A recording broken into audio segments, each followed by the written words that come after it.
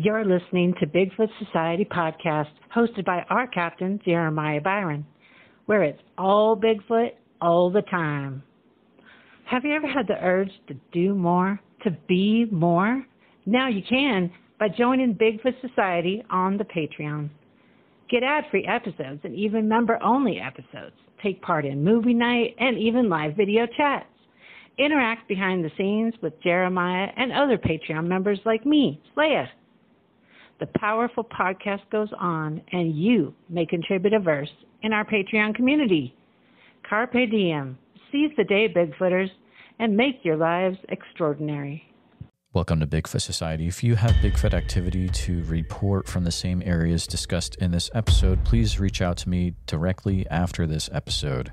And if you'd like to be on the podcast to discuss a personal Bigfoot encounter, please reach out to me directly at bigfootsociety@gmail.com. Do you wish there was more Bigfoot Society to listen to every week? Well, there is now. If you become a supporting member over at Patreon, you get a special members-only episode every single week on Wednesdays, and sometimes even more episodes. Head on over to patreon.com/The Bigfoot Society. And now let's get on with the show. All right, Bigfoot Society, we've got the privilege of talking to Joe today. Joe's an individual that reached out to me through email. He's got some very interesting things that have happened to him over the years out there in Oregon. I'm excited to talk to him tonight. So, Joe, how's it going, man? It's going good. Thanks for having me. Absolutely. Man, I'm excited to get right into it, to talk about a area of Oregon that I love. We were talking in the pre-show about Oakridge, and I think that potentially may come up as one of the locations that we're talking about, but we're going to be bouncing around, and I'm going to go ahead and pass things right over to you, Joe, and thanks again for spending some time with me. No, thank you. So I guess for a little background, I've lived in Oregon my whole life, and I kind of consider myself a casual adventurer. I don't go do anything too crazy, but I get around all, different places in Oregon and, out to the desert, out to the mountains, out to the coast, all that kind of stuff. And I think when I was a kid, I was always fascinated by unexplained stuff, spooky places and unexplained phenomenon. And, Bigfoot was up there, and I was kind of treat it as more of a novelty. But sometime in my early teenage years, I was with my friend, let's call him D, and we were watching the show, and it was a show about Bigfoot, and it was some like potato vision footage from the 90s, the Memorial Day footage from, I think, Washington. And I remember we looked at each other and we were like, in our teenage voices, we're like, yeah, we're gonna go find that one. It's always just kind of been that thing in the back of our minds that, we're going to go out in the woods and find them but it kind of changed eventually when a couple years later, I went on a camping trip in February with a relative and his roommate. And I think I was about 14 at the time. And it was clear out, and we got to the spot that's near Oakridge, and I want to say it's a little ways north, and we called this spot the Prairie. And it was this kind of up a hill and just kind of this meadow off a logging road that we just kind of decided to camp at because, it was cool out in the woods and stuff. And we got there a little bit before dusk, and we got everything set up, and we were being hooligans. And, we had a little adult beverages. Well, started to, at least. And then it started getting dark. And a little bit past dark, it was very, very quiet. And I mean, it's usually pretty quiet in the winter over there, it seems like, but it was very quiet. No birds or anything. And we were just hanging out by the campfire, and we heard this sound. And it was, I'm not quite sure how to describe it. It sounded like a coyote, like a single coyote howl.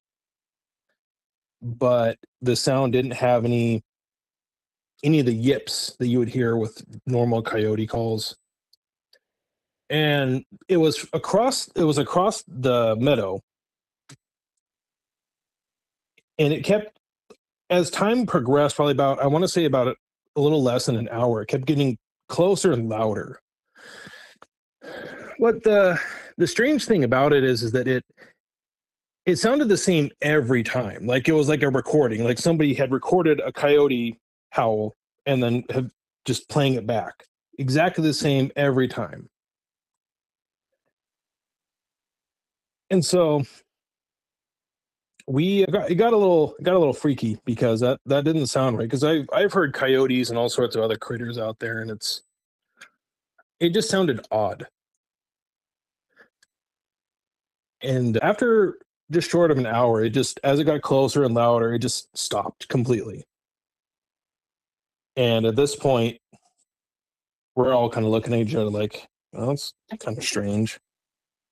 Well, my accomplices were a little bit older than I was, so they were, being a little bit more macho and having more bravado. I was a kid and I was a teenager, and I was scared. But we ended up going on a walk and following a old logging road that kind of circled to the top of this meadow. And nothing really happened. It was just quiet. Didn't see anything, didn't hear anything. And we're kind of just, I don't know, for lack of a better term, just trying to see what was out there, and didn't see nothing. So my relative's roommate was like, well, if something does come by, and as he's saying that in one swift motion, he pulls out a handgun and shoots it off in the air. Said, yeah, okay, I get the point. Well, we go back to the campfire, and we're just, hanging out. A little while later in the evening, I want to say this is probably closer to 8 or 9. There was this other noise that we started hearing. And it was like this beeping noise, like almost kind of like some kind of like electronic beeping noise you'd hear in like a sci-fi movie with some kind of like detector or something, very stereotypical. But it would change pitch and it would change the cadence. And like, I was thinking to myself, like, what is that? Like, what is this electronic noise I'm hearing? And I don't think either one of the guys are messing with me. That's not something they would do. At least not like that. And over, I want to say, about a half hour, roughly, it had made basically a half circle around us in terms of where we were hearing it. And then it just stops. And I'm starting to get, like, concerned. I'm like, is that some, like, forest ranger coming out here to bust us for, underage drinking or something? Or is it Bigfoot? Is it aliens? Is it, a lot of things are going through my mind. And I didn't really sleep that night. I attempted to, and we were cowboy camping. We were on cots and sleeping bags, and it was cold and very dry, and I could hear anything that would move. And the only other thing I heard that night was an owl hooting, probably 3 a.m. after the moon came up. Yeah, the rest of that day ended up in a nasty little teenager hangover, which was unpleasant, but that's besides the point. That was really the first time I ever had any kind of unexplained sound in the woods that, like, I couldn't chalk up to the usual suspects, deer, bear, whatever. And it stuck with me, and I stewed on it for years and years. And I few years later, I tried to go back to find the place, and I couldn't locate it. Because at the time, Google Earth and stuff like that wasn't really a thing, And this was like 2004, I want to say. So I kind of just, I was like, oh, that's a weird experience. And it kind of became one of my, campfire stories in the future. And I just kind of filed that away. But about 5 years later, me and some friends went out to, do you know where the Coast Range is? Further west, right? Yeah. So out in the Coast Range, there are some like shooting spots, kind of like southwest of Eugene, that a lot of people go to. And we, again, in February, coincidentally enough, on a full moon, me and my friend D, I mentioned earlier, and a couple other friends decided to go up to one of these shooting spots because we were, teenagers with nothing to do. And, we go out in the woods at 2 a.m. And so we go to this one spot, and this spot is like a big gully. And if you're facing it, you're kind of looking into it. And on the left, an old logging road went up to a landing. And to the right, there was another road that was very overgrown, and that kind of skirted the middle of the gully and went off into the hills a little bit. So me and Dee grabbed our rifles, and 3 of our other friends came with, and we hopped over the berm that blocked the road and walked up to this landing. And we were just eating some food and hanging out. And we were there for a little bit. And this landing, you can look pretty much, it's right in the middle, like the side of the gully, and you can kind of survey the whole gully from there. And at some point, I don't remember who saw it first, but there's this big black shadow on the far side of the gully. And now, mind you, the moon was out and full, completely full this time. So it was actually quite bright out. We didn't have any flashlights or anything, but we saw this big black thing moving up the hill. And it didn't really have much of a shape. It was, I'm not quite sure how to put it into words. It was very, very dark, but it's huge. Because the logging companies had logged out and replanted trees in that gully. And these trees were, only a couple of years old. So they were only maybe about 7 feet tall, roughly 7-8 feet tall. They were taller than me, and I'm 6'7". So we're watching this black mass go up the far side of the gully, and his rifle has a scope on it. And he pulls up his rifle, and he's looking through the scope, and I can see the rifle trailing it as it's going up the hill. And I asked him, I was like, dude, what do you see? He's like, I'm not sure. It's just black. It's like a shadow. And I'm like, well, here, let me take a look. And sure enough, I look through the scope. It's a 9-power scope. And it's just a void. And it's just going up the far side of the gully. And our other friends were getting a little nervous, suffice to say. So I said, we should probably leave. This doesn't feel right. I'm not sure what that is. And we got all our stuff packed up, and right before we were about to leave, I called out to it. I was like, hey, if you're a person, say something. I didn't hear anything. Well, I took my rifle up and I fired 2 shots in the air because I was quite nervous. I thought it was a person or something, but yeah, it was not sitting well with me. So we all left. And everybody's quiet on the ride home. And it seemed like nobody really, at the time, it seemed like nobody really knew what to make of the situation. Well, a while later, he discovers he lost his cell phone. So I want to say about a month later, him and I went up there to look at that gully during the daylight. And I had a GPS radio.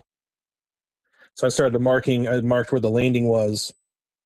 And then he stayed up at the landing. And I went down on the gully, went on the far side, approximately where we saw the shadow. And I wanted to get a distance on it. And it was roughly, I want to say 200 yards away from where we were. And that's when I noticed the trees were taller than I was. They're a foot or better over me. I was looking up at them like, well, that's that's strange. And incidentally, Dee found his cell phone right about where he was observing me from. And it still worked. Believe it or not. Yeah, so we never really got any answers on that. Sometime later, Dee's mom actually used to clean house for Lee Trippett. And she, I guess, had mentioned to him about us seeing those shadows and whatever that was up there. And he actually offered to go out there with us, and he wanted to take a look at it. And at that time, I'm not sure how old Lee was, but he was an older guy, and we took him back up to that gully, and we bushwhacked on the far side where we saw the shadows to get there instead of crossing down and back up. We took the road, and we went there, showed him the place, took him kind of in some of the back roads, and he didn't really postulate too much on what he saw or what we saw and what might be out there. But he's like, this is kind of some, in my opinion at least, this is some prime Bigfoot territory. And so Dee and I just kind of shrugged and said okay, and we went back and left. So it's strange because I've never really felt like, in terms of Bigfoot, I've never really been too woo-woo about it, I've always kind of chalked it up to, like, I want to say not necessarily an ape, but some form of creature with the approximate intelligence of a human and the approximate intelligence of like a gorilla, which I believe is like roughly 5 times as strong as humans are. And Lee was kind of, on the drive home, he was kind of getting a little woo-woo about it, in my opinion. I mean, I don't judge. People can believe what they want about whatever critters are out there. I'm not here to cast judgment on that. But it kind of got me thinking. And so over the years, I was eventually kind of took a deep dive into researching what other people had come across in terms of Bigfoot stuff. And have you ever heard of the YouTube guy? He's Bob Gimlin, but with a Y. Yes. Yep. I'm familiar with Bob. I've never talked to him, but yeah. Yeah. So I've been kind of watching him over the years, and all sorts of other places, and because I got a little disenfranchised with the whole Bigfoot thing after finding Bigfoot was kind of at its peak popularity. I don't know. It just seemed kind of silly to me. And so anytime people would think, anytime I'd mention one of those stories or something, people would be like, oh yeah, it's like on Finding Bigfoot or something. And I just would roll my eyes. But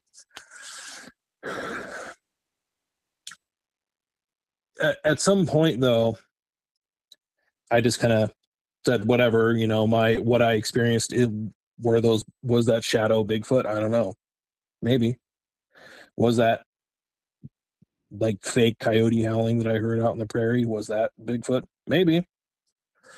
I've heard a lot of people talk about animal mimicry and, things going silent in the woods when Bigfoot's around. And things like that. But what ended up happening later, which really kind of set the foundation for what I believe in, was, once again, with my friend D. We had been going up on weekends to explore some of the old mines over by Cottage Grove.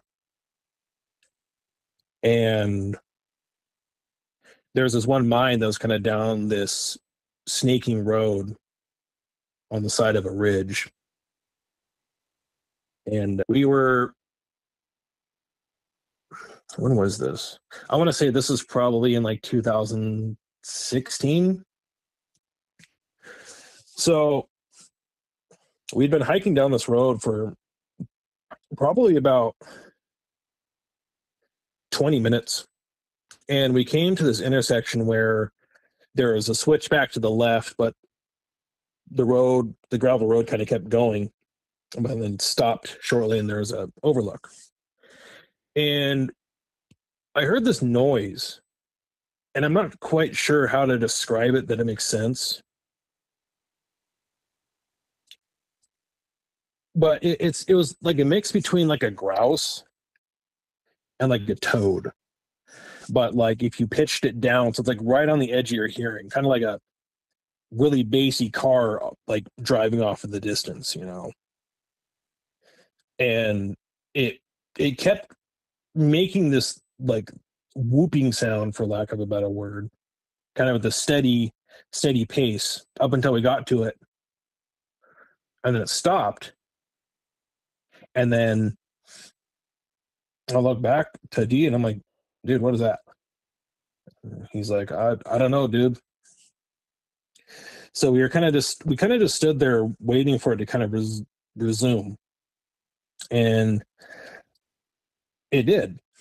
And I started walking a little bit, and then it stopped, and then every footstep I took, it would make the sound.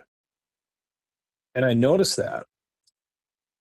And if I walked, each footstep made the sound. If I stopped walking, it would stop, pause, and then resume its original cadence to its whooping. Does that make sense? Yes, it does. Okay.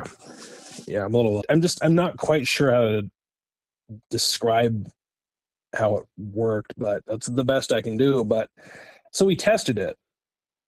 So using hand signs, I kind of signaled to D for him to walk over to a point and then stop. And he walked, and then it whooped to each one of his footsteps. And when he stopped walking, it stopped and resumed its original cadence. And we're both kind of looking at each other like, yo, what is that? And the strange thing is that I didn't feel afraid at the time. I was more perplexed and curious. I know that when a lot of people talk about their experiences, they either get super scared, overwhelming fear, or they feel at peace or whatever. I just very curious about it. And so we did this thing where we did the walking test multiple times. And then after probably about, I don't know, 10, 20 minutes of doing that, we kind of just looked at each other and kind of whispered, and it's like, yeah, that's something intelligent. That's not a grouse. Grouse don't do that. It's not a bullfrog. It's it's something clearly interacting with us. And I was like, I asked D, I was like, it sounds like a bullfrog and a grouse or something. He's like, it sounds like trees clacking together to me. Like, really? That's not at all what I'm hearing. But he also I'm pretty sure he described it as also being kind of on the edge of his hearing too. So I don't know. We ended up saying, okay, well, we'll come back to it. We wanted to go down the road more. And we walked down the road a little ways. And the only other animal we heard was a very angry bird up in a tree. But other than that, it was dead silent. And as we were walking away, we kept hearing the the whooping sound, and when we came back, it wasn't there. And so that was almost kind of more suspicious than when we heard it the first time, that it wasn't there at all. The rest of the day, it was just, we didn't see or hear anything, or it was just quiet up there, and we got in the car and left. And yeah, that was probably one of the more profound experiences that I had. We ended up talking to Lee again about it, and we actually went to his house to talk about it, because at that time he wasn't in very good health, and we kind of just relayed the same story. And it was curious. He turned around to me, and he looked at me dead in the eye and said, "What were you doing up by the mines?" I was like, "I don't know, exploring." And he kind of had his own theory that it was like a juvenile Bigfoot or something that was being playful with us. He also mentioned that they act strangely, because according to him, he said that they can smell metal or something.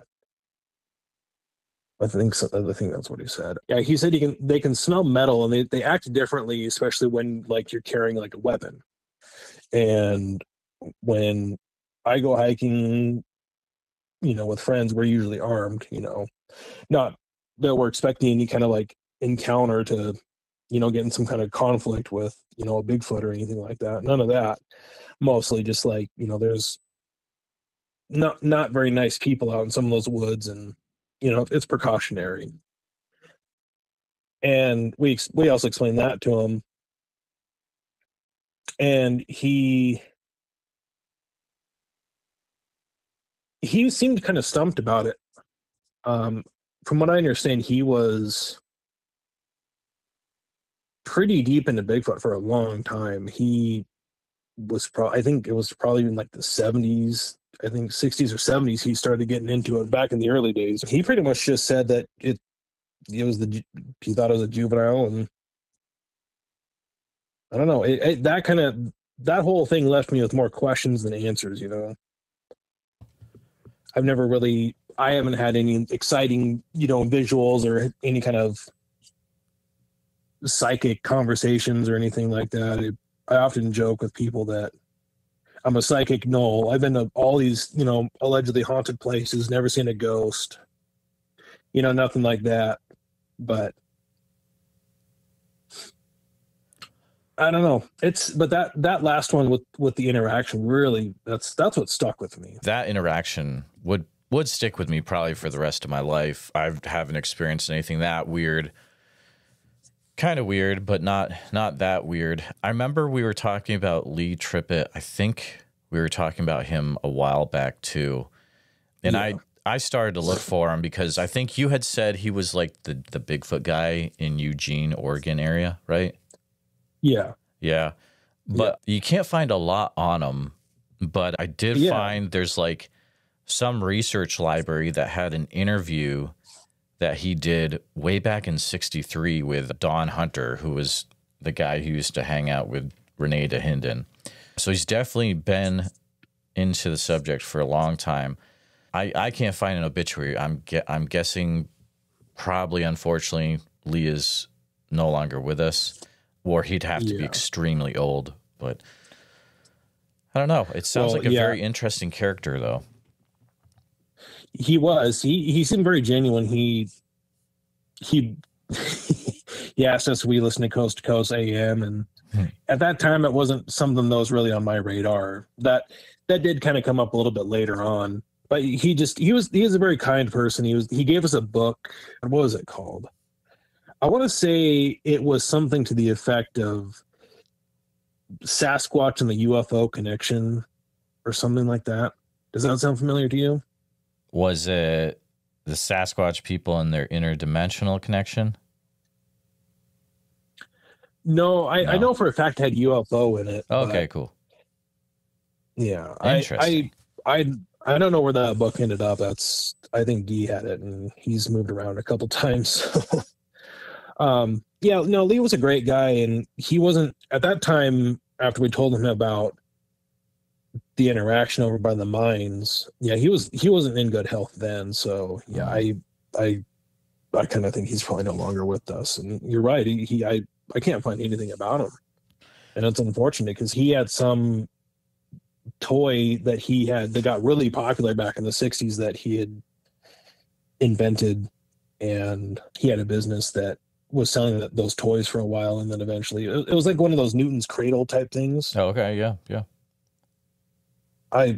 That's cool. I'm a little out of touch with what it is. It's been a while since I've looked into it, but yeah, he was making those for quite a while, and then all these other companies just kind of out competed him because they would undercut the price, and he just kind of gave up. And that's when I guess he got into Bigfoot, from what I understand. But yeah, he gave us that book, and it was kind of strange because like I said, we left his house, I think, with more questions than answers. And ever since then, nothing's really happened to me since then. I go out all sorts of places. I've been to caves out in the middle of the desert with pictographs and, mines and stuff like that. It's just been mainly those encounters. I've had a couple minor encounters. I saw a tree shaking violently for a couple seconds one time, but at that time I didn't immediately spring, oh, look, it's a Bigfoot, But yeah, I've been on the lookout though. I've seen some questionable things, but I kind of lean more towards it's probably not Bigfoot. Because I think the best way to describe my beliefs is that there's something out there, and whether it's a hyper intelligent ape type critter or some kind of forest spirit or some kind of alien, I'm not going to say I know one way or another. I think that's foolish because I just don't know. But just the amount of things that people talk about that they see and interact with, and like what we were talking about earlier about all the people you talked about in Oakridge, it's crazy. I didn't realize so many people had that going on up there. I was kind of earlier in my life, I just kind of chalked Bigfoot up to, campfire stories, but as time progressed and, I heard I listened to all those videos you put out of people's experiences around here, and it's kind of changed my perspective on things.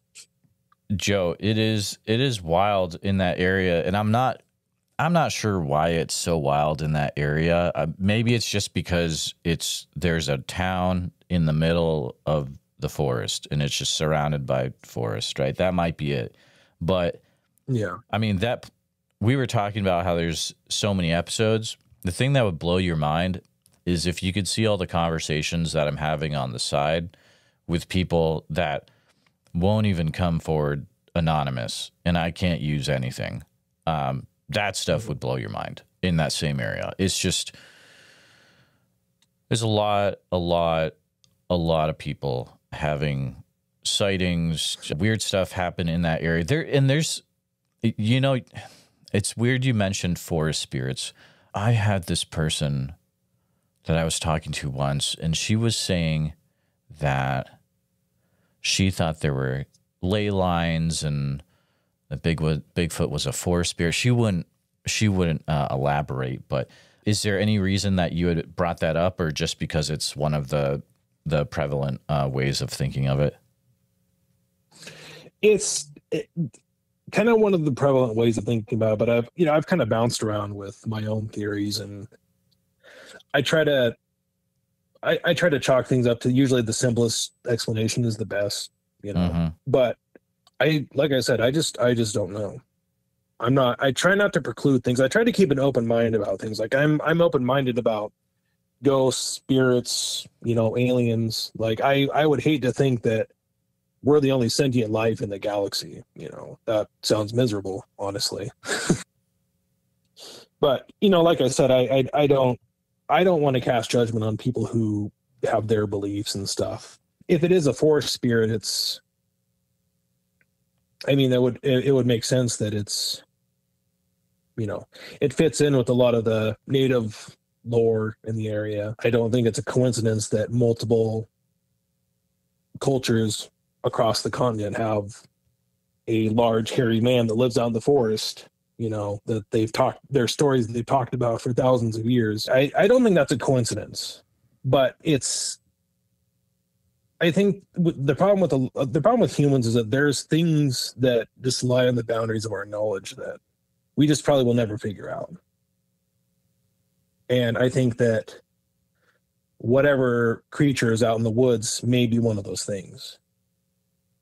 And I mean, I have my questions, but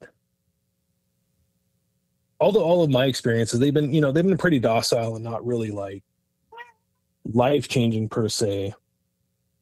And telling them over the years, it used to kind of give me the chills, especially the one with the interactions over at the mines. But I don't know.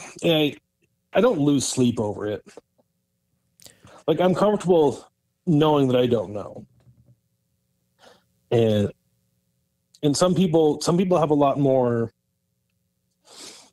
I guess, drive to figure it out. But I think that whatever, if Bigfoot's out there in the woods, I take it more as just kind of a fact of nature. I don't see it, whether he's a spirit or, an ape or whatever. It's no different than a cougar or a bear being out in the woods doing their thing, That's very, very interesting. And the thing that I picked up from actually going out there and spending time is like, it's obviously a real thing, or everyone in that region of the U.S. is absolutely insane because everyone is having sightings. It's like, and that's not the case. You know what I mean? Like, there's no way. Yeah. There's no way that everyone in the entire state of Oregon and Washington and Northern California is lying. And it's a different case when you get out there and then you just spend a week talking to people all over the place and just people come up randomly and it's crazy, man. It's amazing. I loved it. But spending so much time out there, were there any things, would you hear things over the years, like Bigfoot stories that would come up every once in a while, the same one get passed around? And well, in terms of like people I know personally, or well, I mean, that's a tricky thing because it's like you don't want to tell someone's story, but then there's also things where it's like if eventually a story I think passes from it happened to my buddy into an actual like legend or lore. And I don't know if there's a certain like time frame that takes, but it ends up becoming a game of telephone. Yeah, I can't really think of anything off the top of my head. Most of the people I mean half of my friend group was there when we had our encounters. I mean, he's been the persistent friend with, the shadows and the whooping, and we've been to all sorts of places in the Cascades. It's not I don't think it's I know Oakridge is crazy, but I think being that there's a concentration of people right in the middle, that kind of lends to more encounters. But a lot of the Cascades on the west side is just, it's strange. What is it called? It's the Oz effect or whatever, when it's dead silent in the woods. Oh, tell me more about that, because I think I've experienced it, but I didn't know there was a thing for it.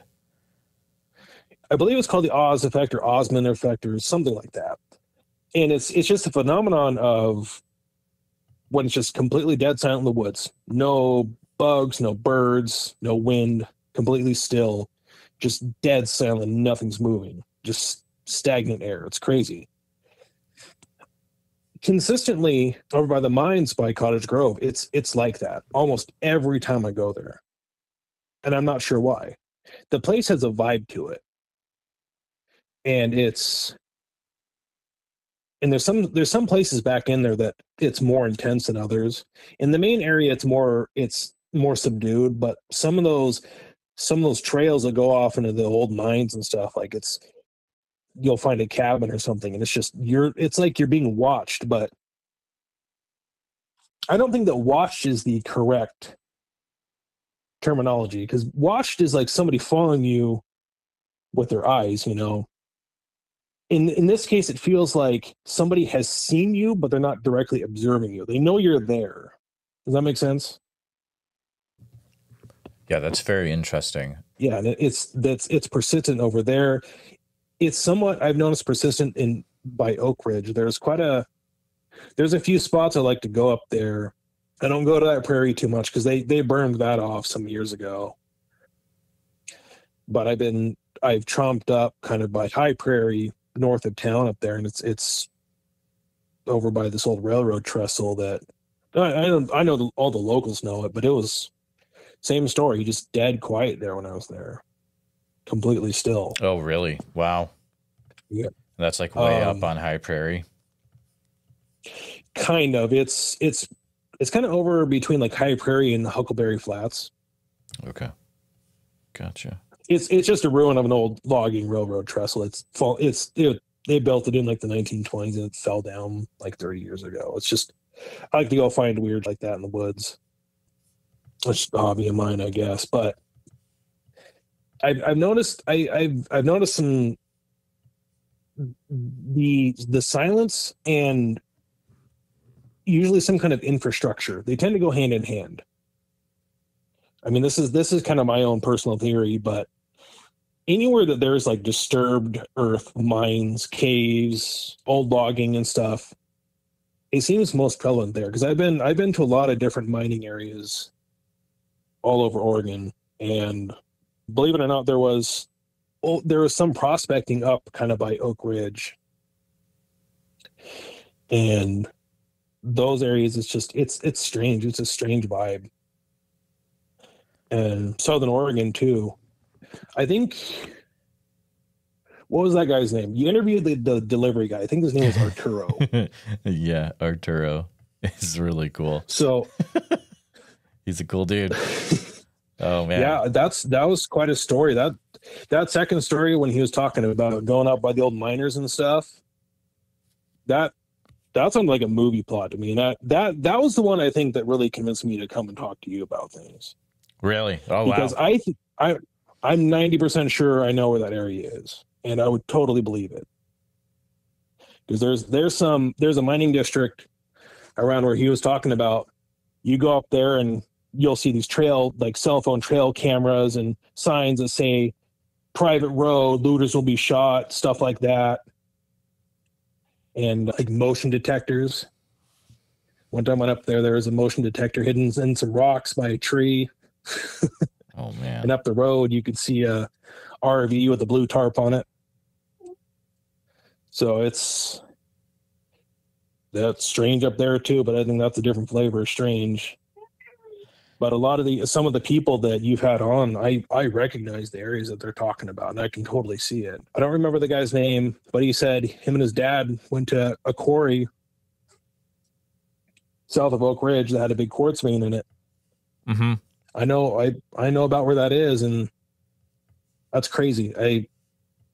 It's baffling to me that these people are telling these stories of places I've been to. And it's strange. It's kind of like pieces kind of moving together, and it's oddly coincidental. It is very weird how you can talk to people and it doesn't matter if they're really young or especially in that area, it doesn't matter if they're really young or they're really old. There's the common thread is Bigfoot in all the stories, and it keeps going through time. My experiences aren't, like I said, they're not like earth-shattering remarkable. I don't have anything on video or any kind of wild theories or something. It's just I think as people have put it, high strangeness, I guess. Oh, absolutely. And the thing is like, if you spend any amount of time out there, you're going to find out pretty quick that it's not just Bigfoot. There's definitely more to it in that whole region out there where there's other stuff going on. I mean, the people, Steve was telling me that there's definitely some haunted places in the town. So it's not just Bigfoot. There's a lot of weird stuff. But I mean, even anything that you hear, I found is valuable because it helps flesh out the story a little bit and helps you connect dots on things down the road. So I appreciate you coming on and spending some time and sharing what you've experienced over the years in some places that we've already talked about. It's been very enjoyable. Please take a minute to help out the show by subscribing on YouTube, making sure you hit the bell so you don't miss any notifications, and share the episode on YouTube with a friend. Also, if you're listening to us on a podcast, thank you so much. Make sure that you're subscribed, share the show with a friend. Really, it's all about sharing the show wherever you can. If you've had a Bigfoot encounter related to the following or know someone who has, please reach out to me at bigfootsociety@gmail.com or pass on my email. Here's a list.